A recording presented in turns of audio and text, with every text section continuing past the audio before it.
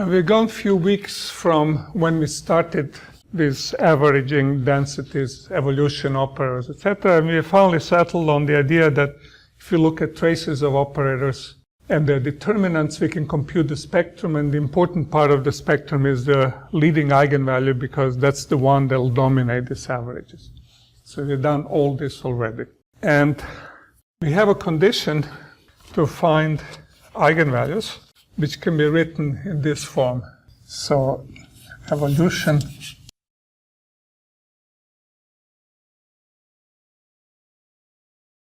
So one cheap thing is to study dynamical zeta function. This is not most efficient way of computing in practice, but it's most efficient in explaining the concepts of how the computational averages works. So this is something which will depend on some parameter which is dual to time and beta. Remember, our evolution operator for x was something that was deterministic. So it said, if I start at x and go time t, I must end up unique place y. So there was a Dirac delta function, but then we give it a weight, which is beta, of the observable accumulated along that piece of trajectory.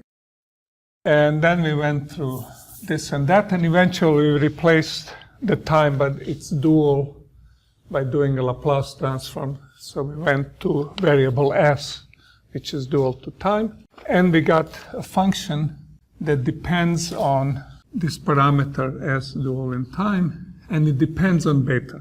And the eigenvalue condition is finding s such that s is an eigenvalue if the inverse zeta function has a 0, or Fredholm determinant.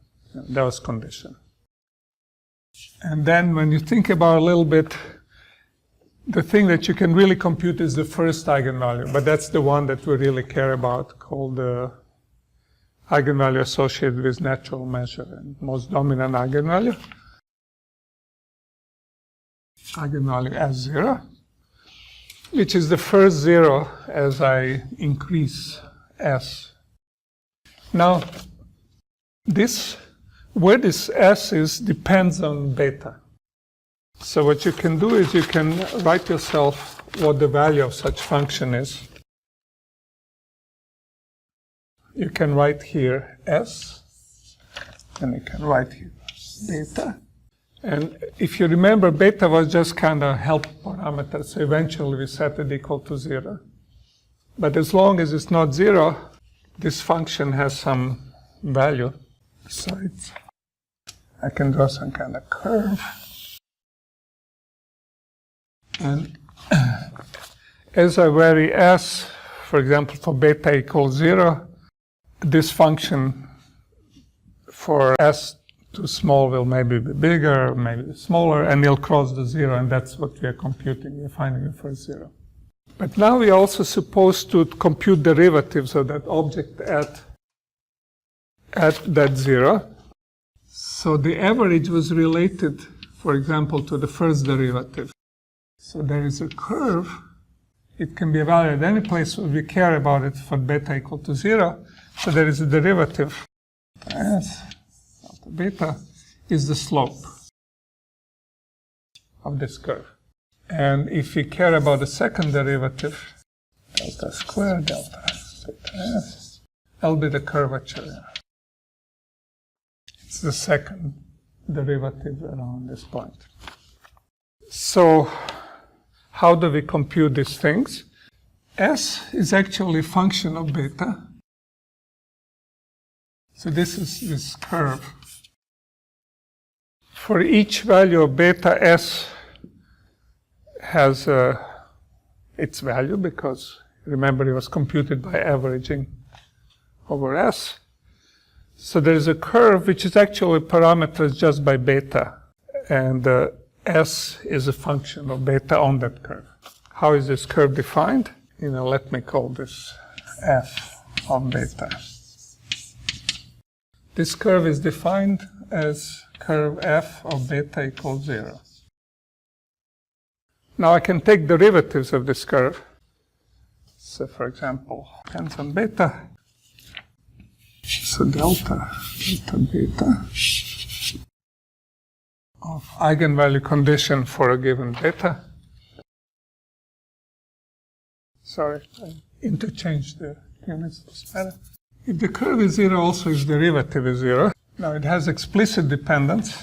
So if I expand the left-hand side, I get df delta beta plus implicit dependence through s times ds that equals 0, which gives me now an expression for ds d beta as the ratio, the inverse time parameter. We can compute the second derivative, and the second derivative is computed in the same way. You take a derivative of this, you'll get second derivative with respect to beta plus term like that, and then you'll take derivative of this and take derivative by chain rule. It's totally straightforward, so I'll just write the result, and we'll get a delta s square delta b square. We'll get this quantity down here again. And upstairs, we get a second derivative with respect to beta.